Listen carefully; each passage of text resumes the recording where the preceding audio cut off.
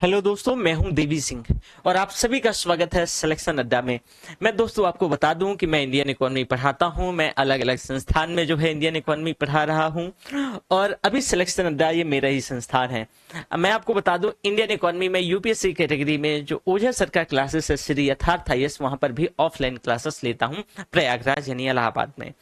दूसरा सबसे महत्वपूर्ण बात बच्चा कि यहाँ पर मैं आपको जो बताने वाला हूँ कि ये जो इकोनॉमी है ये पूरा आज हम पहले सिलेबस डिस्कस करेंगे, कितने घंटे में पूरा करेंगे।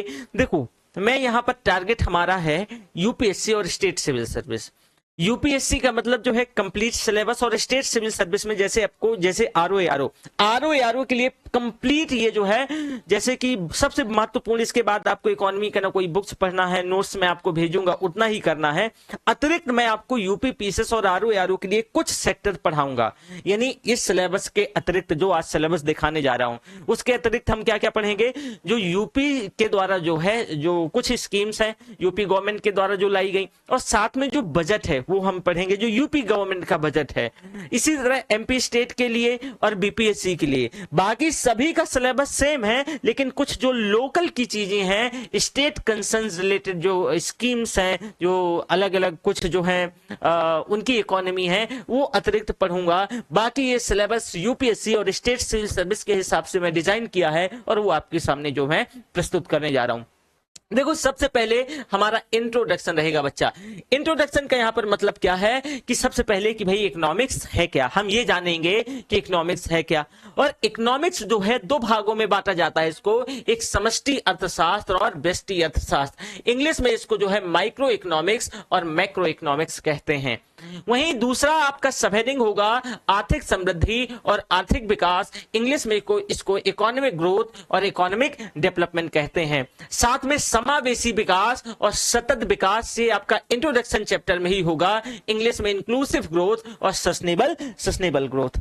यहां पर मैं दोस्तों बता दूं कि ये जो आपका फर्स्ट चैप्टर होगा वो करीब 1 घंटे के आसपास का चैप्टर होगा, 1 घंटे के आसपास का, ठीक है। फिर दूसरा इंडियन इकोनॉमी के लिहाज से भाई दूसरा सबसे महत्वपूर्ण चैप्टर है इन्फ्लेशन या मुद्रास्फीति। इसको आम बोलचाल की भाषा में बच्चा हम महंगाई कह देते हैं। यहां पर देखो, कारण के आधार पे जो है जैसे देखेंगे कि भाई मुद्रास्फीति महंगाई होती क्या है और ये कैसे काम करती है, इसका प्रभाव सबसे ज्यादा किस पर पड़ता है। जैसे कि यूपीएससी ने क्वेश्चन भी पूछा 2017 में कि सबसे ज्यादा प्रभाव महंगाई का किस पर पड़ता है। उसने कुछ स्टेटमेंट दिए कि समाज का उच्च वर्ग, समाज का निम्न वर्ग, समाज का मध्यम वर्ग या इन सब पर। तो सबसे ज्यादा प्रभाव है वो महंगाई का जो दरअसल है उस समाज के निम्न वर्ग पर पड़ता है। क्यों? क्योंकि उसके पास सरप्लस नहीं होता और समाज का जो उच्च वर्ग है उस पर महंगाई का भार पड़ता है, बहुत कम पड़ता है या ना के बराबर पड़ता है। क्यों? क्योंकि उसके पास सरप्लस होने के चलते वो उसको काउंटर बैलेंस कर देता है। तो हम इसी टॉपिक में पढ़ेंगे और देखेंगे कि भाई कारण के आधार पर महंगाई कितने प्रकार की होती है। यहां कारण के आधार पर महंगाई का मतलब क्या है कि मांग जनित महंगाई से है, लागत जनित महंगाई से है और संरचनात्मक महंगाई से है। साथ में हम दर के आधार पर भाई महंगाई को देखेंगे और दर के आधार पर मुद्रास्फीति का पर यहां पर क्या है बेटा कि यहां पर क्रीपिंग इन्फ्लेशन है, वॉकिंग इन्फ्लेशन है, ट्रॉटिंग इन्फ्लेशन है और हाइपर इन्फ्लेशन है। हम यहीं पर पढ़ेंगे। इंग्लिश में इसको जो है types of inflation based on causes and the types of inflation based on rate. अगला हमारा जो है इन्फ्लेशन के अंतर्गत की मुद्रास्फीति से संबंधित कुछ बेटा महत्वपूर्ण जो है कॉन्सेप्ट, जो अवधारणाएं हैं, जैसे कि डिसइन्फ्लेशन है, डिफ्लेशन है, रिफ्लेशन है, तो ये सारी चीजें पढ़ेंगे। और मुद्रास्फीति की गणना कैसे करी जाती है कि भाई जो है WPI क्या होता है, WPI क्या होता है, CPI क्या होता है, ये सारा सब कुछ हम इसी के अंतर्गत पढ़ेंगे। यानी कैलकुलेशन ऑफ इन्फ्लेशन और some important concept related to the inflation यानी मुद्रास्फीति।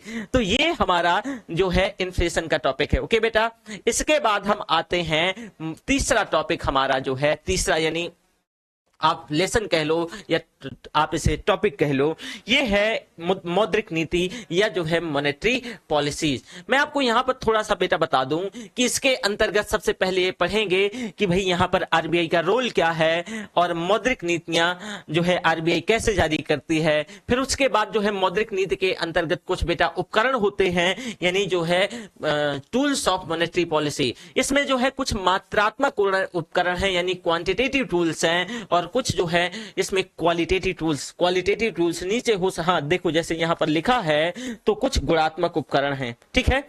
अब मात्रात्मक उपकरणों में बेटा जो है हम आपको CRR, SLR, marginal standing facility और ये सारी चीज पढ़ाएंगे। इसके बाद आपको जो मार्केट स्टेबलाइजेशन स्कीम है, जो MSS है, इसके बाद मार्केट स्टेबलाइजेशन स्कीम, फिर ऑपरेशन ट्विस्ट, इसको इंग्लिश में भी ऑपरेशन ट्विस्ट कहते हैं, GSAP 1.0 क्या है, और लिक्विडिटी ट्रैप यानी तरलता संजाल क्या है, जो लिक्विडिटी ट्रैप है।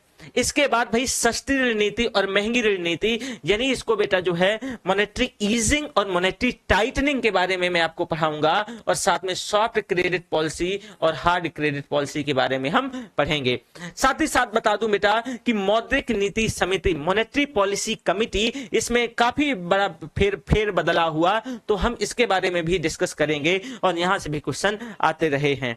फिर बेटा गुणात्मक उपकरण यानी क्वालिटेटिव टूल्स, तो क्वालिटेटिव टूल्स हम पढ़ेंगे। फिर इसमें जो है गैर पारंपरिक उपकरण क्या है, इसमें प्राइम लेंडिंग रेट क्या होता है, बेस रेट क्या होता है, MCLR क्या होता है, रेपो रेट क्या होता है, वो सारा सब कुछ हम मॉनेटरी पॉलिसी के अंतर्गत हम देख के पढ़ेंगे। ओके, इसके बाद घरेलू मुद्रा का विनियमन जो है, इसका जो निर्धारण है वो कैसे होता है, वो भी हम जो है आपको मॉनेटरी पॉलिसी के अंतर्गत क्या करेंगे, पढ़ाएंगे, ठीक है। इसमें जैसे आप देख सकते हैं इसके अंतर्गत कि क्वालिटेटिव टूल्स इंग्लिश में भी देख लो, नॉन ट्रेडिशनल टूल्स पढ़ेंगे, prime lending rate, base rate, MCLR and जो है रेपो रेट।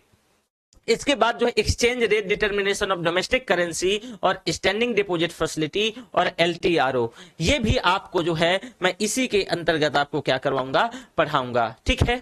ये 3 चैप्टर, हाँ देखो जैसे कि दूसरे चैप्टर में मैंने आपको यहां पर ये टाइम नहीं बताया था, दूसरे चैप्टर के अंतर्गत बेटा जो हमें टाइम लगने वाला है वो करीब जो है 4 आवर्स का टाइम लगेगा, ठीक है। कितने, 4 घंटे का टाइम लगेगा। फिर जो आपका ये तीसरा चैप्टर है, जो जिसको हम मौद्रिक नीति या इसको मॉनेटरी पॉलिसी कहते हैं, इसके अंतर्गत जो आपको टाइम लगने वाला है बेटा, ये करीब 7 आवर्स के आसपास टाइम लगेगा। कितना, 7 घंटे के आसपास का, ठीक है। हमारी क्लासेस बाइलिंगुअल होंगी, हिंदी में और इंग्लिश में। नोट्स भी आपको बाइलिंगुअल मिलेंगे, हिंदी में भी और इंग्लिश में भी। ओके, इसके बाद आगे बढ़ते हैं बेटा, हम आते हैं भारत में बैंकिंग व्यवस्था।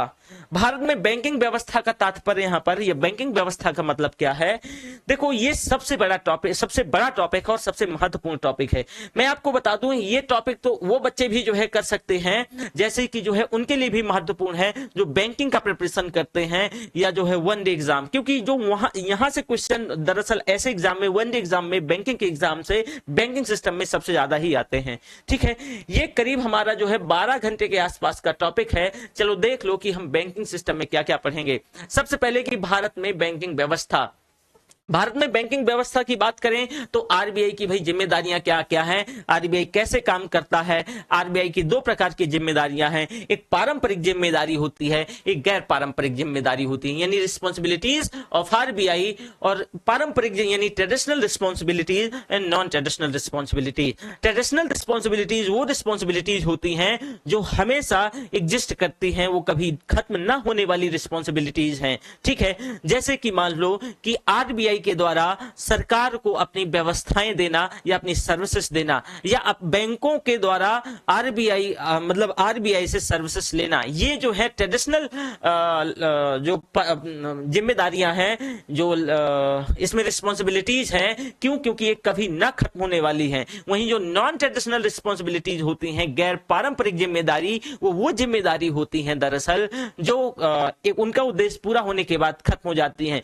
जैसे वित्तीय समावेशन। बस अभी तो एक मैं सिलेबस का ओवरव्यू दे रहा हूं, क्लासेस में हम बहुत डिटेल में पढ़ेंगे। वित्तीय समावेशन का बेटा मतलब कहां, यहां पर क्या है, मैंने नाम लिया है तो कम से कम बताना तो बनता है। वित्तीय समावेशन का मतलब यहां पर जो बेटा होता है वो लोगों को, देश के नागरिकों को वित्तीय व्यवस्था से क्या है, जोड़ने से है, ठीक है।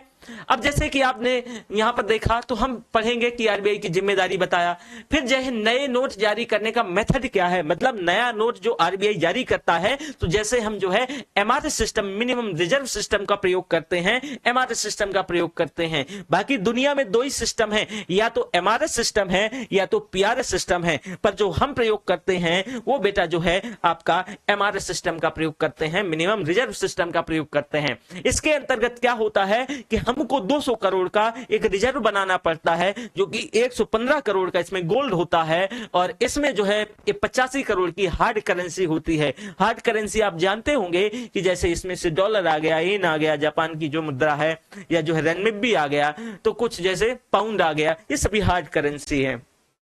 फिर भारत में बैंकों का संक्षिप्त इतिहास में आपको बताऊंगा कि वेरी फर्स्ट टाइम ये 1770 की बात है कि अलेक्जेंडर एंड कंपनी आती है, हिंदुस्तान बैंक की स्थापना करती है, और ये बैंक बहुत दिन तक नहीं चल पाता, ये बैंक जो है ठप हो जाता है।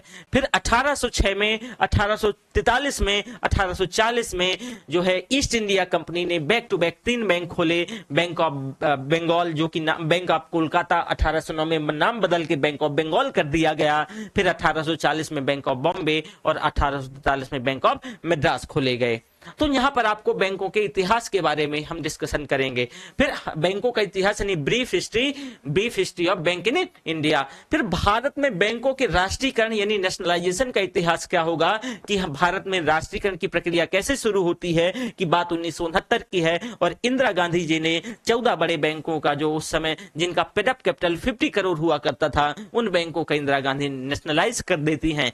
आके 1980 का टाइम आता है, और 1980 के दशक में मैं आपको बेटा बता दूं कि 6 और बैंकों का जिनका पेडअप कैपिटल जो है 200 करोड़ हुआ करता था, उनका नेशनलाइजेशन कर दिया जाता है। ठीक है, इसके बाद आता है बैंकों का बेटा क्लासिफिकेशन, कि भाई शेड्यूल बैंक क्या होते हैं, नॉन शेड्यूल बैंक क्या होते हैं, शेड्यूल बैंक के अंतर्गत कॉमर्शियल बैंक क्या है, आरआरबी क्या है, उसके साथ साथ पेमेंट बैंक क्या है, स्मॉल फाइनेंस बैंक क्या होते हैं, कोऑपरेटिव बैंक क्या होते हैं, ये सारा सब कुछ जो हम बेटा बैंकों के क्लासिफिकेशन के अंतर्गत यानी क्लासिफिकेशन ऑफ बैंक्स के अंतर्गत पढ़ेंगे। ठीक है, फिर आती है बात बैंकिंग क्षेत्र में सुधार पर नरसिम्हम समिति की रिपोर्ट। नरसिम्हम साहब 2 बार जो है अपनी रिपोर्ट सौंपते हैं, 1991 और 1998 में। तो इनकी जो है ये बैंकिंग क्षेत्र में सुधार को लेकर के अपनी कुछ बात कहना चाहते हैं, तो ये क्या रिकमेंडेशन देते हैं, इसको हम समझने का, इसको पढ़ने का बेटा क्या करेंगे, प्रयास करेंगे।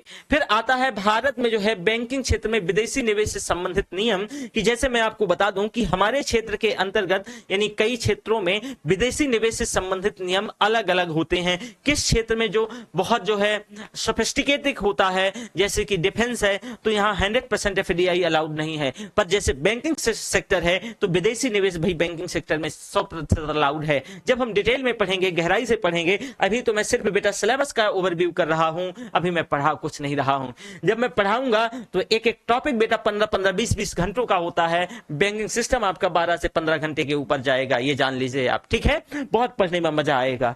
आप खुद ही देखिए कि इसका एक ओवरव्यू कितना जा रहा है, तो आप अंदाजा लगा सकते हैं। इसके बाद बेटा आएगा वाणिज्यिक बैंकों की स्थापना संबंधी प्रावधान, यानी कि वाणिज्यिक बैंकों की स्थापना संबंधी जो नियम है, प्रावधान है, कि जैसे कि आपको भारत का नागरिक होना चाहिए, आपके पास 1000 का पेडअप कैपिटल होना चाहिए, उसके साथ साथ बहुत सारे ऐसे नियम कानून है, तभी और 18 माह में अगर आपको लाइसेंस मिल जाता है तो आपको बैंक में जो है क्या खुलना, बैंक खुलना अनिवार्य है, नहीं वो ऑटोमेटिकली कैंसिल हो जाएगा। इसके बाद बेटा आता है प्राथमिकता वाले क्षेत्रों को दिया जाने वाला ऋण, यानी जो प्रायोरिटी सेक्टर जो लेंडिंग है, इन क्षेत्रों को कैसे जो है ऋण दिया जाता है, प्राथमिकता वाले क्षेत्रों को दिया जाने वाला ऋण की यहां बात होती है। ठीक है, जैसे प्रायोरिटी सेक्टर में अभी पहले बेटा 8 क्षेत्र थे, बाद में 4 और ऐड किए गए, रिसेंटली और डेवलपमेंट हुआ, 3 क्षेत्र और ऐड किए गए। इसके अंतर्गत ये कहा गया कि भाई आपको एक निश्चित हिस्सा दिए जाने वाले ऋण का इसी क्षेत्रों में देना है, वो भी मैं आपके साथ क्या करूंगा, डिस्कस करूंगा बच्चा। इसके बाद कहानी आगे बढ़ती है और आती है गैर निष्पादनकारी परिसंपत्ति, जिसको आप एनपीए कहते हो, नॉन परफॉर्मिंग एसेट। ये जो नॉन परफॉर्मिंग एसेट्स है, ये अगेन 3 कैटेगरी, इसको कैटेगरी में बांटा जाएगा। एक होता है बेटा सबस्टैंडर्ड एसेट, एक होता है डाउटफुल एसेट, एक होता है लॉस एसेट, और फिर इसी के अंतर्गत एक कॉन्सेप्ट और है प्रोविजन का, तो उसको भी मैं आपके साथ डिटेल डिस्कशन करूंगा। फिर बेटा होता है द्वितुलन पत्र की समस्या, इसको ट्विन बैलेंस शीट प्रॉब्लम कहते हैं। दरअसल ये ट्विन बैलेंस शीट प्रॉब्लम क्या है, जरा इसको समझने का बेटा प्रयास कीजिए। ट्विन बैलेंस शीट यहां पर क्या है कि जैसे ऐसे समझो कि कोई कंपनी बैंकों से क्या कर ली, पैसा ले ली, और कोविड आ गया, वो अपना काम नहीं कर पाई, उसकी उम्मीद थी कि 2 साल बाद बैंकों को पैसा वापस करने लगेगी। इसके चलते उस कंपनी का बैलेंस शीट खराब हुआ, क्योंकि वो अपना जो एक उम्मीद लगा के रखी थी कि इस टाइम से मैं पैसा रिटर्न करने लगूंगी, वो नहीं कर पाई, और इसके चलते बैंकों का भी बैलेंस शीट खराब हो गया। तो एक के चलते हम तो डूबेंगे सनम, तुमको भी ले डूबेंगे। तो यही है ट्विन बैलेंस शीट प्रॉब्लम। ठीक है, यह ट्विन बैलेंस शीट प्रॉब्लम, द्वितुलन पत्र की समस्या। इसके बाद बेटा आता है एआरसी, एसेट रिकंस्ट्रक्शन कंपनी। इसका एंट्री तब होता है जब किसी भी बैंक का बेटा एनपीए बढ़ेगा, नॉन परफॉर्मिंग एसेट बढ़ेगा, एनपीए बढ़ेगा। तो एनपीए को क्या करने के लिए, एनपीए को मांगने के लिए क्या करते हैं जो बैंक, इसको छूट दर पर जो है एआरसी को बेच देते हैं। यहीं पर मैं आपको एआरसी के साथ साथ बेटा बैड बैंक का कॉन्सेप्ट बताऊंगा, और यहीं पर मैं आपको पैरा का कॉन्सेप्ट बताऊंगा। फिर इसके बाद बेटा आ जाएगा यहां पर सिविल, जो कि ये अमेरिकी निकाय है, यहीं पर पढ़ाऊंगा, टेंशन नहीं लेना है आपको। फिर अगला आपका ये होगा प्रॉम्प्ट करेक्टिव एक्शन। ये प्रॉम्प्ट करेक्टिव एक्शन का यहाँ पर तात्पर्य क्या है कि जैसे कि जो बैंक है, तो बैंकों का अगर बेटा हेल्थ खराब होता है, जैसे कि यहीं पर आपको पता चलेगा कि बैंकों का मर्जर क्यों किया जाता है, किस किस दशा में बैंकों का मर्जर हो सकता है, वो आपको इसी क्लास में हम डिस्कस करेंगे। फिर आता है बेटा मिशन इंद्रधनुष 2.0। मिशन इंद्रधनुष 2 है, एक तो हेल्थ सेक्टर में जो है टीकाकरण से संबंधित होता है, और एक मिशन इंद्रधनुष जो है आपका किससे संबंधित होता है बेटा, बैंकिंग सेक्टर में। इसको ए टू जी रिफॉर्म कहते हैं, क्योंकि ये जो है दरअसल बेटा ए टू जी तक जो है इसमें रिफॉर्म दिए गए हैं, इस वजह से इसको ए टू जी रिफॉर्म भी कह देते हैं। तो ये आपका इंग्लिश में भी, आप इंग्लिश वाले बच्चे भी इसको आपको प्रॉपर सिलेबस लिख लेना है। ये नोट्स भी मैं आपको आज टेलीग्राम, अब क्या किया करेंगे कि अपन एक टेलीग्राम आईडी दे देंगे, या फिर मैं आपको ये बता दूं कि यहां पर मैं अपना नंबर लास्ट में मेंशन कर दूंगा। किसी भी प्रकार की कोई जानकारी चाहिए वो भी आप जो है, और अभी मेंस के लिए भी मैं प्रोग्राम जल्दी ही स्टार्ट करूंगा, यूपीएससी मेंस के लिए और स्टेट सिविल सर्विस मेंस के लिए। ठीक है, तो और ये जो आपका सिलेबस होगा, मैं अगेन बोल रहा हूं कि पीटी और मेंस के दोनों के लिए एक साथ है। प्री के लिए अलग ऐसा कुछ नहीं है, मेंस के लिए ये प्री कम मेंस का सिलेबस है, कंप्लीट सिलेबस है। ठीक है, तो अब देखो अभी बैंकिंग सिस्टम चल रहा है, फिर अब क्या पढ़ेंगे, NBFC non banking finance company कहते हैं, एनबीएफसी पढ़ेंगे। ठीक है, इसके बाद पढ़ेंगे स्वयं सहायता समूह। पिछले वर्ष स्वयं सहायता समूह से एक क्वेश्चन आया है, तो स्वयं सहायता समूह और सूक्ष्म वित्तीय संस्थान, इसको सेल्फ हेल्प ग्रुप और माइक्रो फाइनेंस इंस्टीट्यूशन कहते हैं बेटा। अभी मैंने आपको एक टर्म से आपको रूबरू करवाया था, वित्तीय समावेशन, यानी देश के हर एक व्यक्ति को बैंकिंग व्यवस्थाओं से जोड़ना, या वित्तीय व्यवस्थाओं से, वित्तीय संस्थागत व्यवस्थाओं से जोड़ने का मतलब ही ये क्या है, वित्तीय समावेशन है। इसके बाद हम पढ़ेंगे बेटा एमएसएमई, आपने खूब सुना होगा एमएसएमई, यानी जो है micro small medium enterprises. Okay, फिर प्रधानमंत्री जनधन योजना, ये देखो मैं आपको बता दूं, मोदी सरकार ने, उनका चाहे पहला टर्म रहा हो एनडीए पार्ट 1, एनडीए पार्ट 2, अभी तो एनडीए पार्ट 3 चल रहा है, तो अभी इसमें कोई कमेंट करना वाजिब नहीं होगा, पर इन दोनों पार्ट 1 और पार्ट 2 इकोनॉमी में इनका बहुत मतलब शानदार वर्क रहा, शानदार काम रहा।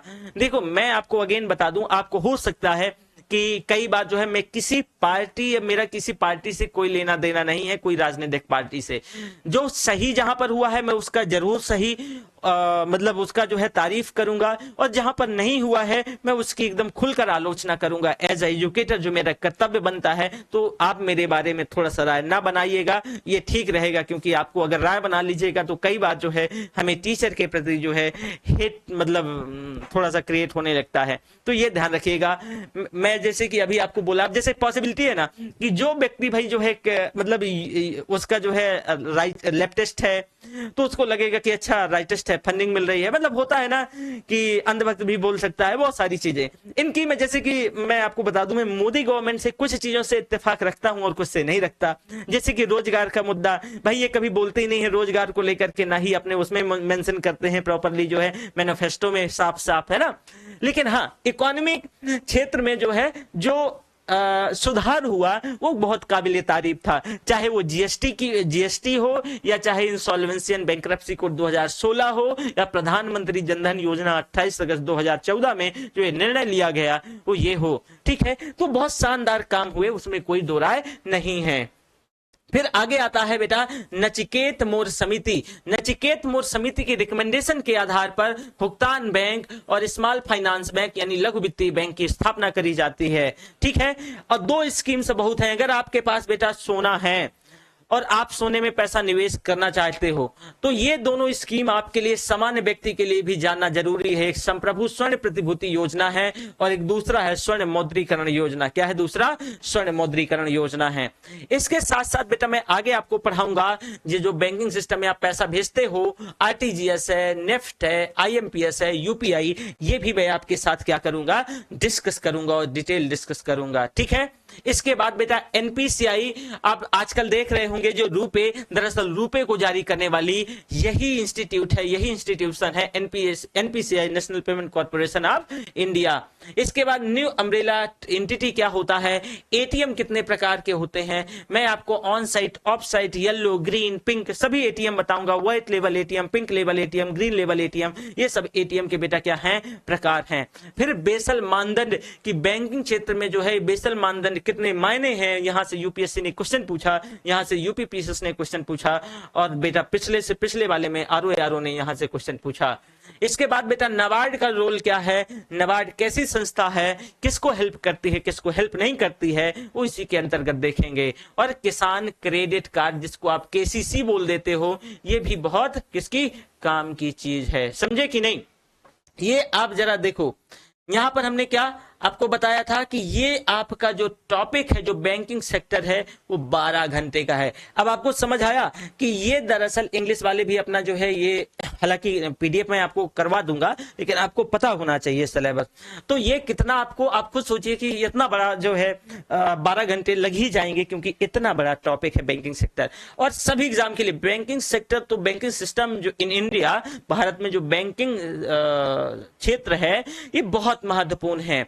अगला टॉपिक है बेटा, छोटा टॉपिक है मुद्रा बाजार, मनी मार्केट।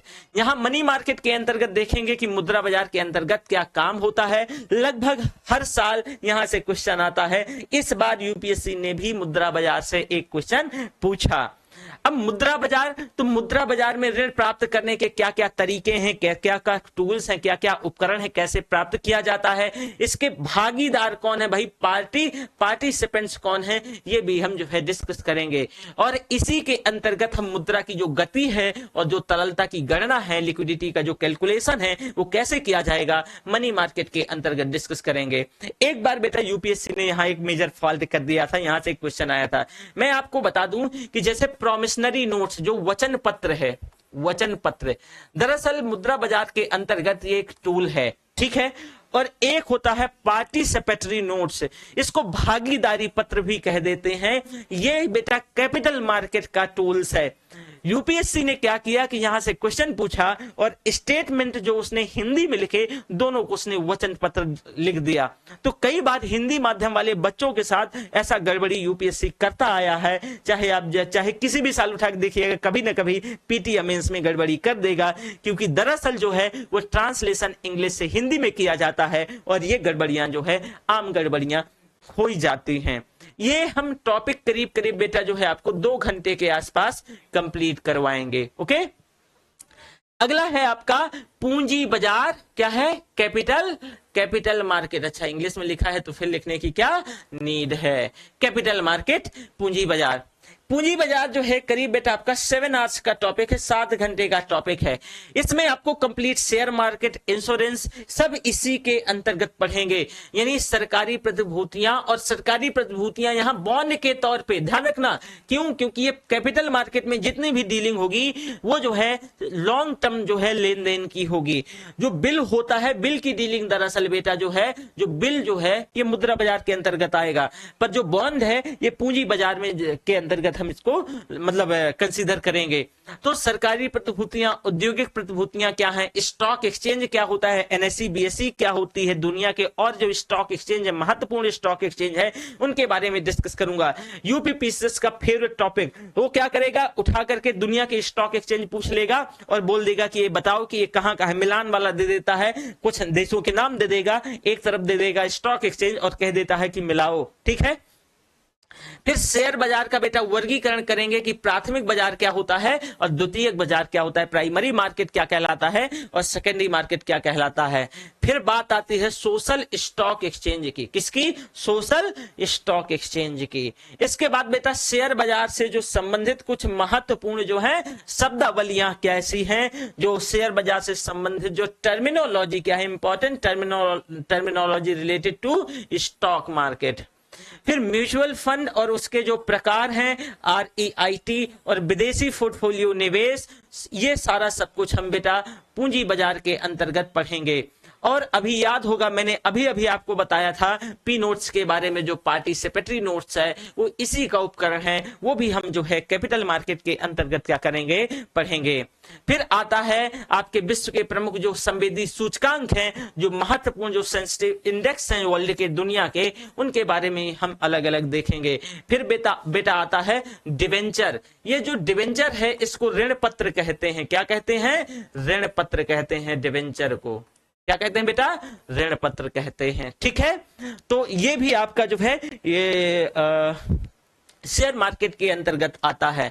फिर भारत में ETF, बीमा क्षेत्र यानी जो इंश्योरेंस सेक्टर है, और IRDAI और जो सेबी है, इसके बीच एक विवाद होता है। और विवाद दरअसल एक मुद्दा ये होता है, इस विवाद के पीछे का मुद्दा, कि जैसे कि यहां पर जो है IRDAI, ये दरअसल जो है Indian regulatory development authority of India है IRDAI। तो ये जैसे सेबी शेयर मार्केट का बॉस है, इसी तरह ये जो है ये म्यूचुअल फंड को लेकर के एक विवाद होता है। ठीक है, तो ये इंश्योरेंस सेक्टर का बॉस है, तो इसी को लेकर के कि भाई जो एक म्यूचुअल फंड होता है उसको लेकर के विवाद हो जाता है। यहां से भी question mains point of view से बहुत महत्वपूर्ण है। मैं आपको बता दूं, इतना इकोनॉमी करने के बाद MPPCS में जो स्कोर होगा आपका, वो मतलब जैसे आपने कंप्लीट पूरा कर लिया, अब अभी आप मेंस का सिलेबस देखिएगा MPPCS का, एकदम हूबहू लाइन टू लाइन मिलता है। जब मैं पढ़ाऊंगा और आप PYQ उठा के देखिएगा MPPCS का जो है मेंस का जो प्रीवियस ईयर क्वेश्चन है, आपको लगेगा कि जो है word to word, heading to heading चीजें मिल रही हैं, समझे। तो ये उनके लिए भी उतना ही महत्वपूर्ण है। फिर बेटा बात आती है कच्चे तेल की कीमत और उसका नकारात्मक होना। कोविड के दौरान एक ऐसी घटना घटती है। फिर आता है बात क्रिप्टो करेंसी और bitcoins, peer to peer lending, credit rating agency, और जो है आपका मैंने जो इंसॉल्वेंसी यानी इंसॉल्वेंसी एंड बैंकरप्सी कोड, जिसको insolvency and bankruptcy code IBC 2016 कहते हैं, ये मोदी जी के द्वारा लिया गया एक बहुत शानदार कदम था। ठीक है, तो ये टॉपिक मैंने आपको क्या बताया कि 7 घंटे के आसपास का बेटा टॉपिक है। अगला टॉपिक आपका आता है नेशनल इनकम। अगेन 4 आवर्स का टॉपिक है नेशनल इनकम। इसमें क्या क्या पढ़ेंगे, आपका जो है GDP और GDP की जो गणना है, जो मेथड है कि कैसे कैसे, इसके जो तीनों मेथड के बारे में डिस्कशन करेंगे। फिर हम जो है सकल राष्ट्रीय उत्पाद और क्रय क्षमता की जो तुलना है, ये आपको इस टॉपिक के अंतर्गत पढ़ेंगे। एक और अगला महत्वपूर्ण टॉपिक, इसमें आपको करीब करीब बेटा 10 घंटे के आसपास का टाइम लगता है, ये राजकोषीय व्यवस्था। हाँ, इसकी एक शानदार मैं आपको बात बता दूं। जैसे मेरा मानना है कि जैसे जैसे आप देखो अपना बजट आता है, तो लोग जो है उसी दिन बजट का जो है एनालिसिस करना शुरू कर देते हैं। अगर आपने राजकोषीय व्यवस्था इस टॉपिक को नहीं पढ़ा, तो मैं गारंटी से कह सकता हूं कि आप बजट को नहीं समझ सकते, मतलब नहीं समझ सकते, ये ध्यान रखिएगा। तो बजट को समझने के लिए आपको ये राजकोषीय व्यवस्था या फिस्कल सिस्टम समझना जरूरी है। या फिस्कल सिस्टम आपको क्या होना चाहिए, पता होना चाहिए। अब राजकोषीय व्यवस्था में बेटा क्या क्या पूछा जाएगा कि राजस्व और पूंजी प्राप्तियां यानी रेवेन्यू और कैपिटल रिसीट्स के बारे में डिस्कशन होगा कि रेवेन्यू रिसीट क्या होता है, कैपिटल रिसीट क्या होता है। साथ में बेटा रेवेन्यू और कैपिटल एक्सपेंडिचर के बारे में कि जो है इसमें रेवेन्यू और कैपिटल जो एक्सपेंडिचर है ये क्या क्या होता है। इसके बाद आपको विभिन्न प्रकार के जो घाटे हैं, जो डिफरेंट टाइप्स ऑफ जो डिफिसिट्स हैं, जो अलग अलग प्रकार के घाटे, वो हम इसी के अंतर्गत। अभी आप बजट में देखोगे तो एक तरफ बेटा टोटल रिसीट मेंशन होती हैं और एक तरफ एक्सपेंसेस मेंशन होते हैं, ठीक है। बजट एस्टिमेट होता है, ये सारी चीजें बजट के अंतर्गत जो है देखने को मिलती हैं। अगर हम बात करें जैसे कि हीनाथ प्रबंधन की, हीनाथ प्रबंधन का यहां पर मतलब क्या है बेटा, डेफिसिट फाइनेंसिंग।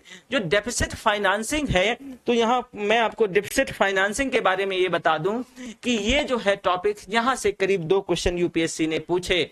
इसके बाद बेटा आता है आर्थोपाय अग्रिम। ये क्या है, आर्थोपाय अग्रिम। आर्थोपाय अग्रिम की अगर बात करते हैं, ये भी इसी का टॉपिक है। एफआरबीएम कानून 2003, राजकोषीय सक्रियतावाद, इसको फिस्कल एक्टिविज्म कहते हैं। 14वें वित्त आयोग के क्या क्या सुझाव थे, और 14वें वित्त आयोग के साथ साथ अगर हम आपको बता दें तो इसमें से जो है 15वें वित्त आयोग के जो टर्म्स ऑफ रेफरेंस और जो है फिस्कल कंसोलिडेशन और जो यानी जो है एफएसएलआरसी फिस्कल रिस्पॉन्सिबिलिटी बजट मैनेजमेंट, तो ये भी आपको इसी चैप्टर में क्या होगा, पढ़ना पड़ेगा। फिर जो बजट ऑफ बजट बोरोइंग है, ये भी आपको मैं इसी चैप्टर के अंतर्गत करवाऊंगा। यानी फाइनेंस कमीशन हो गया, फिस्कल कंसोलिडेशन हो गया, और एफएसएलआरसी यानी fiscal sector legislative reform commission हो गया। इसके बाद जो ऑफ बजट बोरोइंग है, ऑफ बजट बोरोइंग का मतलब सिंपल सा ऐसा जान लो, ये जो किसी टॉपिक के अंतर्गत होगा। दरअसल होता क्या है कि अगर जो बजट के अंतर्गत आपको रेवेन्यू अलॉट हुआ है, अगर उससे आपका काम ना चले, तो आप बजट का मतलब ये समझो कि आप बाहर से, बजट के बाहर से पैसा उधार ले लो। या सिंपल सा एक और शानदार उदाहरण ले लो कि मान लो पिताजी आपको एक पैसा जो है भेज, साल भर में बोले कि इतना ही पैसा है खर्च करने के लिए। आपने क्या किया कि पिताजी को बिना लूप में रखे हुए आप एक पैसे का अमाउंट अपने दोस्त से, अपने रिश्तेदारों से उठा लिया। तो आप बजट बोरोइंग दरअसल कुछ ऐसे ही होती है। तो इसको लेकर के हालांकि जो है काफी बार क्वेश्चन ईयर होता है कि आपको ऑफ बजट बोरोइंग नहीं करनी है। इसके बाद देखें तो हम विभिन्न प्रकार की जो बजटिंग जो व्यवस्थाएं होती हैं, जो अलग यानी different type of the budgeting arrangement कह सकते हैं आप इसको। और फिर बजट में जो जेंडर बजटिंग, तो जो जेंडर बजटिंग की व्यवस्था है ना, ये दरअसल वेरी फर्स्ट टाइम अमेरिका, ये कॉन्सेप्ट अमेरिका से लिया जाता है। और अमेरिका में एक जनरल मोटर जो है एक कंपनी होती है, तो वहां ये कॉन्सेप्ट आता है। फिर इसके बाद हम अडॉप्ट करते हैं और धीरे धीरे पायलट प्रोजेक्ट के तौर पे हमने एक एक डिपार्टमेंट में, और फिर हम इसको जो है पूरे अपने बजट में अंतर्गत ले आते हैं। एक मेजर बेटा बदलाव होता है कि जो रेल बजट और आम बजट का मर्जर कर दिया जाता है। एक टाइम पे बताऊं जब हम आजाद नहीं होते, बस ये ओवरव्यू है, मैं ये सारा चीज डिटेल में करवाऊंगा, ठीक है ना। ये तो टॉपिक ही करीब 10 घंटे से ऊपर का है। तो रेल बजट और आम बजट में दरअसल क्या होता है बेटा कि जो रेल बजट है ना, और तो रेल बजट देखो, जब स्वतंत्रता से पहले की बात है, आजादी से पहले की बात है कि आम बजट से रेल बजट ज्यादा हुआ करता था। स्वतंत्रता आजादी के बाद भी कुछ सालों तक ऐसा रहा। क्यों? क्योंकि मेनली जो है सारा सब कुछ रेलवे से ही जो है ट्रांसपोर्टेशन होता था, तो उसका बजट आम बजट से ज्यादा होता था। तो काफी लंबे समय तक भारत आजाद होने के बाद भी लगातार आप देखोगे कि रेल बजट और आम बजट जो है अलग अलग होता था। लेकिन इसके चलते जब रेलवे का भी, जब मोदी गवर्नमेंट आती है, मोदी गवर्नमेंट पार्ट 2, तो उसमें रेल बजट और आम बजट का क्या कर दिया जाता है, मर्जर कर दिया जाता है।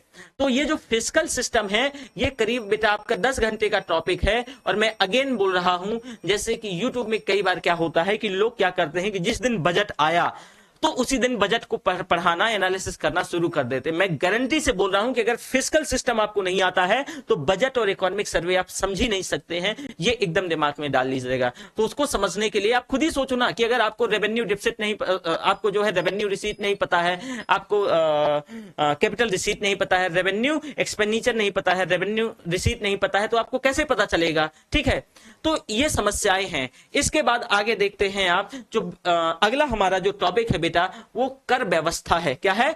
टैक्सेशन। ये आपको अगेन 7 घंटे के आसपास का जो है टॉपिक है, टैक्सेशन।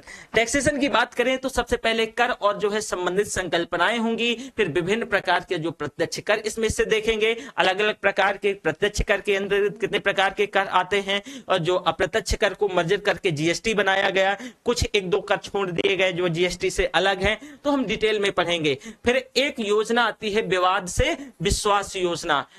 तो ये इसके अंतर्गत विवाद से विश्वास योजना की भाई कई जिनका विवाद चल रहा था उसको लेकर के तुमको कहा गया कि तुम पे पेनाल्टी वाला हिस्सा है वो मत दो और आओ जो है कंप्रोमाइज कर लो।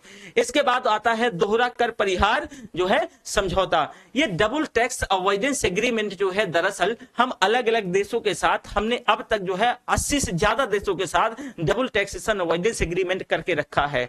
ठीक है, अभी जब आपको डबल टैक्सेशन अवॉइडेंस एग्रीमेंट पढ़ाऊंगा फिर आपको मैं बताऊंगा कि भाई जो एफडीआई आया तो खास करके 2-3 देशों से एफडीआई इतना ज्यादा आया, जैसे सिंगापुर, साइप्रस, तो इन देशों से इतना ज्यादा एफडीआई आया। आप सोचो ये छोटे छोटे देश हैं, तो दरअसल इन देशों को टैक्स हेवन कंट्री भी कहा जाता है। फिर यहीं से कॉन्सेप्ट निकलेगा टैक्स हेवन कंट्री का, वो भी मैं आपको यहाँ पर पढ़ाऊंगा कि ये कैसे, ये जो है यहाँ से एफडीआई आने का कारण क्या रहा है। ठीक है, इसके बाद अगला आपका जो टॉपिक रहेगा वो गार।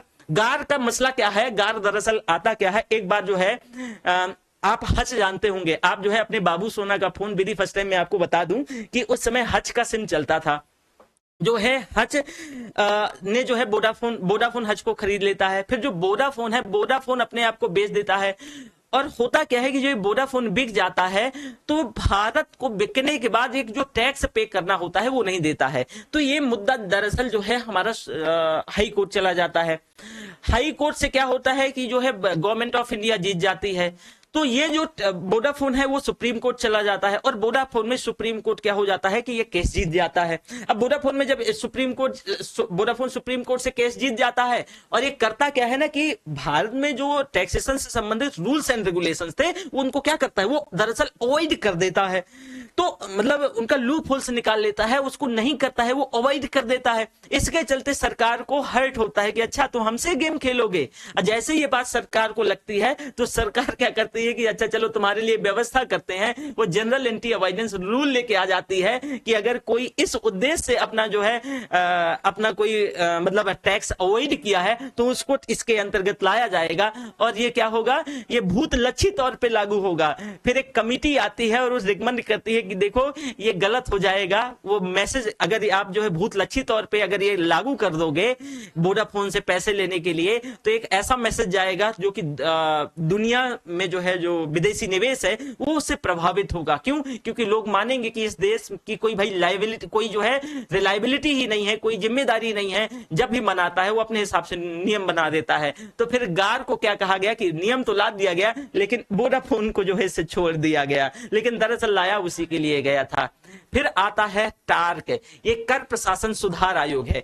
यहां मोदी जी ने जो है यहां पर बहुत शानदार काम किया। जैसे मैंने आपको बताया कि भाई जो एनडीए पार्ट 1 और एनडीए पार्ट 2, अब ये एनडीए पार्ट 3 है। अब इसको एनडीए ना ही कहो तो ठीक है, इसको कह लो नीतीश डिपेंडेंट पार्टी या नायडू डिपेंडेंट पार्टी। एनडीए कहना लाजिमी नहीं होगा, है ना, तो ये ठीक है।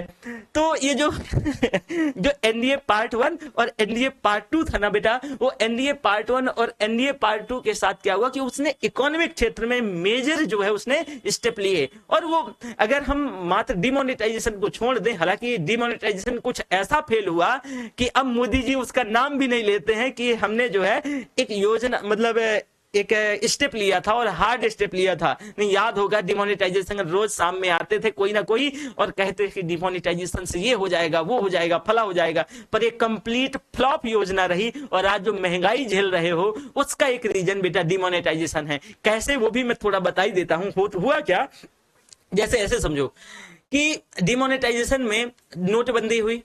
अब भाई वो नोटबंदी हुई और पूरा पैसा वापस से मार्केट में पहुंच गया। अब सरकार को लग रहा था कि एक बड़ा अमाउंट जो ब्लैक मनी के तौर पे है वो मार्केट से बाहर हो जाएगा। अब वो पूरा पैसा वहां पहुंच गया, जो ब्लैक था वो व्हाइट हो गया। दरअसल बहुत सारे लूप होल्स थे, हमने सही से होमवर्क नहीं किया था।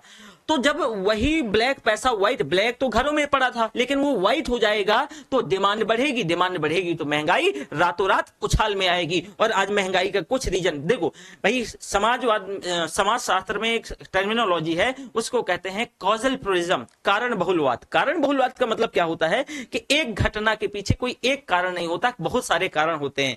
तो महंगाई के पीछे आप ये जो डीमोनेटाइजेशन है ये भी एक कारण था। बाकी जो है तो इसको हम डिटेल से हालांकि पढ़ेंगे। फिर अगला इसी में टॉपिक है बेटा ट्रांसफर प्राइसिंग, प्रॉफिट शिफ्टिंग और बेस इरोजन। ठीक है, तो ये एक रहेगा टॉपिक। फिर प्रत्यक्ष कर संहिता, देखो मोदी जी को जीएसटी के बाद इसी को जो है सही करना था, प्रत्यक्ष कर संहिता को, पर जीएसटी को राहुल गांधी जी ने खूब कहा, उनने जो है ना गब्बर सिंह टैक्स जीएसटी को बोल दिया, और लगातार जीएसटी और डिमोनेटाइजेशन को लेकर के अटैकिंग पोजीशन में रहे। तो मोदी जी ने कहा कि रुक जाओ, इसको जो है ना डायरेक्टली अगर हम इसको भी सुधार देंगे ना तो राहुल गांधी और विपक्ष जो है पीछे पड़ जाएगा। तो धीरे धीरे वो क्या कर रहे हैं, मोदी जी इसमें रिफॉर्म किया कि थोड़ा थोड़ा रिफॉर्म कर रहे हैं, समझे। तो ये प्रत्यक्ष कर संहिता के अंतर्गत डायरेक्ट टैक्स कोड को भी हम जो है डिटेल से समझेंगे। अगला है बेटा ट्रांसपेरेंट टैक्सेशन, ऑनरिंग दी ऑनेस्ट प्लेटफॉर्म। फिर हम पढ़ेंगे गूगल टैक्स और अलग अलग प्रकार के जो अप्रत्यक्ष जो टैक्सेस हैं और जो जीएसटी में मर्जर हुए, तो जीएसटी और कंपोजिशन स्कीम, ई वे बिल, जो ई वे बिल आप जानते होंगे, इसका एक जो है मुद्दा चलता ही रहता है ना, सबका विश्वास योजना और विमुद्रीकरण, यही जिसके बारे में मैं बता रहा था। ये टॉपिक मैं आपको बता दूं करीब जो है अगेन 10 घंटे के आसपास कवर करेंगे, ठीक है।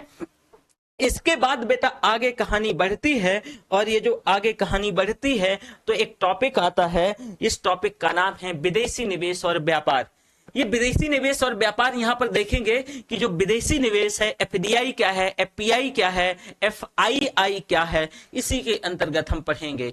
तो प्रत्यक्ष विदेशी निवेश और साथ में इसके सकारात्मक और नकारात्मक प्रभाव क्या क्या होते हैं, यानी एफडीआई और पॉजिटिव और नेगेटिव इंपैक्ट को देखेंगे कि भाई एफडीआई आएगा, थोड़ा सा ओवरव्यू दे दूं तो देखो एफडीआई आएगा तो सकारात्मक प्रभाव क्या है कि पैसा कोई लगाएगा, पैसा लगाएगा तो वहां से उठा के तो लोग लेके आएगा नहीं, तो रोजगार यहाँ के लोगों को मिलेगा। लेकिन हाँ, इसने एक बार पैसा लगाया और बार बार फिर जो है लाभ के तौर पे भारत से पैसा अपने देश भेजेगा, तो इसका कुछ सकारात्मक प्रभाव भी देखने को मिलेगा, कुछ नकारात्मक प्रभाव भी। डिटेल में पढ़ेंगे कि ये कैसे हमारी मार्केट में जो है ये मोनोपोली भी कर सकता है, कैसे ये छोटे छोटे जो व्यापारी है उनको कैसे प्रभावित कर सकता है, इवन खत्म तक कर सकता है। अब मल्टी ब्रांड रिटेल क्षेत्र में, ई कॉमर्स क्षेत्र में जो प्रत्यक्ष विदेशी निवेश है, इसको भी इसी टॉपिक के अंतर्गत देखेंगे, और जो विदेशी पोर्टफोलियो निवेश है ये भी पढ़ेंगे, ओके। इसके बाद एक अपना भुगतान संतुलन, इसको बीओपी कहते हैं हम, ठीक है। तो ये बीओपी, इसकी कहानी पहले मैं आपको 1991 और उससे भी पहले मैं आपको जो है बीओपी को समझाने से पहले मैं आपको कहानी आजादी के बाद से शुरू करूंगा कि हम मिक्स टाइप इकोनॉमी क्यों अपनाए, उसके पीछे क्या वजह थी, और फिर हमें आखिर क्या हमारा जो बीओपी का क्राइसिस आता है तो 1991 में हम एलपीजी मॉडल लेके आते हैं, और फिर आप समझ पाओगे कि अच्छा ये दरअसल बीओपी क्या है। अब बेटा 2008 में एक अमेरिकी रिसेशन आता है, इसको हाउसिंग रिसेशन भी कहते हैं, हाउसिंग रिसेशन, अमेरिकी मंदी आती है, इसको भी देखेंगे। फिर यूरोजोन और ब्रेग्जिट, यूरोजोन संकट, आपको लगता होगा कि ये दरअसल जो ब्रेग्जिट है ये एक राजनीतिक जो है मुद्दा था, नहीं सर, ये जो ब्रेग्जिट है ये कोई राजनीतिक मुद्दा बस नहीं था, ये जो है आर्थिक मुद्दा भी था। तो ये जो ब्रेग्जिट हुआ तो यूरोजोन क्राइसिस, फिर हम लेट कन्वर्जेंस ट्रैप और अर्थ व्यवस्था का वियुग्मन, जिसको हम स्पेशल इकोनॉमिक जो डिकपलिंग ऑफ इकोनॉमी कहते हैं, तो इसी टॉपिक में बीओपी के अंतर्गत पढ़ेंगे। फिर एससीजेड जो कि बहुत महत्वपूर्ण है, मेंस पॉइंट ऑफ व्यू से यहां से तो क्वेश्चन आता ही आता है हर साल, डायरेक्टली इनडायरेक्टली ये क्वेश्चन आता है। फिर आपको पढ़ाएंगे आरसीईपी यानी रीजनल कॉम्प्रहेंसिव इकोनॉमिक पार्टनरशिप, और फिर आपका होगा जीएसपी, याद होगा जीएसपी को लेकर के जो जनरलाइज सिस्टम ऑफ प्रेफरेंस था, तो इसको लेकर के जो मुद्दा चल रहा था, ठीक है। तो आपका ये टॉपिक है। एक फिर अगेन आपका टॉपिक आता है बेटा एग्रीकल्चर, इसको हम कृषि कहते हैं, और ये आपका अगेन 10 घंटे से आसपास या उसके ऊपर का टॉपिक होगा। यहां पर मैं आपको बता दूं कि सबसे पहले हम आएंगे कृषि, तो भारत में कृषि को प्रभावित करने वाले क्या क्या फैक्टर हैं, क्या क्या कारक हैं, भारत में कैसे कृषि को प्रभावित करते हैं, भारत में खेतीहर परिवारों का क्लासिफिकेशन कैसे किया जाता है, इसमें हम 6 प्रकारों में बांटेंगे, और आपको बताएंगे कि इसमें जो है फार्मर का जो अलग अलग जो लैंड होल्डिंग के हिसाब से किसको क्या कहा जाएगा। इसके बाद आता है कृषि क्षेत्र में सुधार के उद्देश्य से उठाए गए अलग अलग जो कदम हैं, जैसे कि भूमि सुधार को लेकर के बहुत सारे कदम उठाए गए, तो उनको हम डिस्कस करेंगे। फिर भूमि सुधार आंदोलन होगा, भारत में हरित क्रांति का क्या प्रभाव पड़ता है, हरित क्रांति है क्या, इसके अंतर्गत डिस्कस करेंगे। फिर एमएसपी जो कि बहुत महत्वपूर्ण मुद्दा है, पीडीएस सिस्टम इसी के अंतर्गत, और one ration card, one nation one ration card, one nation one ration card योजना भी हम इसी के अंतर्गत पढ़ेंगे। मॉडल एपीएमसी कानून 2003 और 2017 में जो संशोधन को लेकर के, इसको भी हम डिटेल से देखेंगे। और 2022 में याद करो मोदी जी को कह रहे थे हम किसानों की आय को दोगुना कर देंगे, तो इसको भी हम जो है देखेंगे। फिर प्रधानमंत्री किसान सम्मान निधि जो है, प्रधानमंत्री किसान सम्मान निधि, तो इसी टॉपिक के अंतर्गत प्रधानमंत्री किसान सम्मान निधि योजना भी हम देखेंगे। प्रधानमंत्री फसल बीमा योजना जो 2.0 है, वो भी इसी टॉपिक के अंतर्गत क्या होगा बेटा, कंप्लीट होगा आपको एग्रीकल्चर के अंतर्गत। तभी तो मैं आपको बताया कि करीब 12 घंटे के आसपास का टॉपिक है।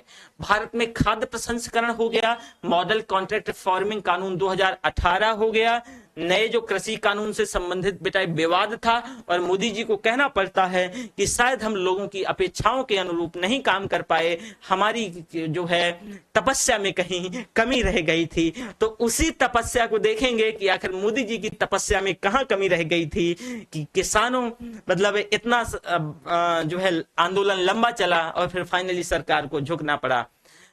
किसान रेल और कृषि उड़ान योजना, कृषि में जो सहायकी यानी जो है एग्रीकल्चर में सब्सिडी का जो मुद्दा है, amber box subsidy, green box subsidy, blue box subsidy, वो हम इसी के अंतर्गत देखेंगे। और पशुपालन की अर्थव्यवस्था आपके एग्रीकल्चर के ही अंतर्गत ये टॉपिक है, इसमें से मैं इसे अलग नहीं पढ़ाता, इसी के साथ पढ़ाता हूं। ठीक है, अगला टॉपिक आएगा आपका उद्योग बेटा, उद्योग यानी इंडस्ट्री। अब भाई अर्थव्यवस्था का सेवा क्षेत्र की ओर जो है अग्रसर होना, कि भाई अर्थव्यवस्था जो है हमारी सर्विस सेक्टर की ओर क्या हो गई, अग्रसर हो गई। देश में रोजगार विहीन समृद्धि का दौर चल रहा है। भारत में प्लानिंग और उससे संबंधित क्या है मुद्दे क्या हैं। भारत में जो औद्योगिक विकास है, जो इंडस्ट्रियल डेवलपमेंट है, वो क्या चीज है। महारत्ना, नवरत्ना और मिनी रत्ना कंपनियां क्या होती हैं। साथ ही साथ भाई विनिवेश और निजीकरण क्या है, ये भी हम जो है इंडस्ट्री के अंतर्गत ही समझेंगे या पढ़ेंगे। रणनीतिक विनिवेश निवेश नीति क्या है, राष्ट्रीय निवेश और विनिर्माण क्षेत्र यानी NIMZ क्या है, और नई जो औद्योगिक नीति है उसको भी हम जो है इंडस्ट्री सेक्टर के अंतर्गत इस टॉपिक में पढ़ेंगे। निम्न और मध्यम आय संजाल क्या होता है, व्यापार जो है सुगमता जो रिपोर्ट है, जो ईज ऑफ डूइंग बिजनेस है, और जो इन्वेस्टमेंट मॉडल है, निवेश मॉडल है, और आत्मनिर्भर भारत अभियान है। ये हमारा टॉपिक इंडस्ट्री के अंतर्गत करीब 6R के आसपास का टॉपिक होगा बेटा। फिर आपका अगला टॉपिक होगा, और ये टॉपिक जो है विश्व बैंक, इसमें से जो अंतरराष्ट्रीय कुछ जो है आपको ऑर्गेनाइजेशन जो आपकी अर्थव्यवस्था के लिहाज से महत्वपूर्ण है, तो विश्व बैंक हो गया, अंतरराष्ट्रीय मुद्रा हो गया, मुद्रा कोष हो गया, और विश्व व्यापार हो गया यानी world bank, international monetary fund, और जो है WTO हो गया। ठीक है, इसमें विश्व बैंक और उसके अंग को हम पढ़ेंगे, समझेंगे, जानेंगे, बहुत महत्वपूर्ण है। अगेन मसाला बॉन्ड, IMF क्या है, WTO क्या है, और इसके अंतर्गत बेटा जो कुछ बैरियर और नॉन बैरियर्स जो है क्या होते हैं, जो रिस्ट्रिक्शंस होते हैं, उनको भी हम पढ़ेंगे, टैरिफ और नॉन टैरिफ रिस्ट्रिक्शंस। दूसरा है कि दोहा डेवलपमेंट जो है सम्मेलन जो है, दोहा डेवलपमेंट कॉन्फ्रेंस होती है, बाली सम्मेलन हो गया, नैरोबी सम्मेलन हो गया, और ट्रिप्स हो गया। ये आपका अगेन टॉपिक 6R के आसपास का होगा। अब देखो ये UPSC के अंतर्गत मैं आपको बता दूं, ये कंप्लीट सिलेबस है। हमने सिलेबस ही 1 घंटा जो कि डिस्कस नहीं किया ना ओवरव्यू। अब सोचो कि आप कितना वाइड होगा, और करीब करीब आपको 120 घंटे में ऑनलाइन ये कंप्लीट करवाऊंगा। 120 घंटे के आसपास लगेगा। नोट्स प्रॉपर मिलेगा, चाहे वो हिंदी मीडियम हो या इंग्लिश मीडियम, प्रॉपर नोट्स मिलेगा, टेंशन नहीं लेना है। इसका करंट को लेकर के ये मेरी जिम्मेदारी है, मैं आपको पूरा करंट करवाऊंगा, पूरा जोड़ के पढ़ाऊंगा करंट से। ठीक है, और ये जो है आपका सभी स्टेट सिविल सर्विस UPSC, आप अपना सिलेबस मैच कीजिएगा, इससे पूरा सिलेबस मैच कर रहा होगा। हाँ, स्टेट सिविल सर्विस के लिए मैं क्या करूंगा कि जो है अलग से, जैसे एक सिलेबस पूरा होगा तो भाई UPPCS के लिए उतना ही महत्वपूर्ण है ही है, उसी के लिए डेडिकेटेड ही है। तो यूपी की कुछ स्कीम्स हैं, जो यूपी का बजट और यूपी की इकोनॉमी 1, 2, 4, 5 क्लास में मुश्किल से हो जाएगा। इसी तरह MP और इसी तरह बिहार, अभी हम इनको टारगेट करेंगे। ठीक है, तो ये हमारा क्या है, ये कंप्लीट इकोनॉमी का सिलेबस है। यहां तक मैं ये मान के चलता हूं किसी बच्चे को किसी प्रकार से कोई डाउट नहीं होगा।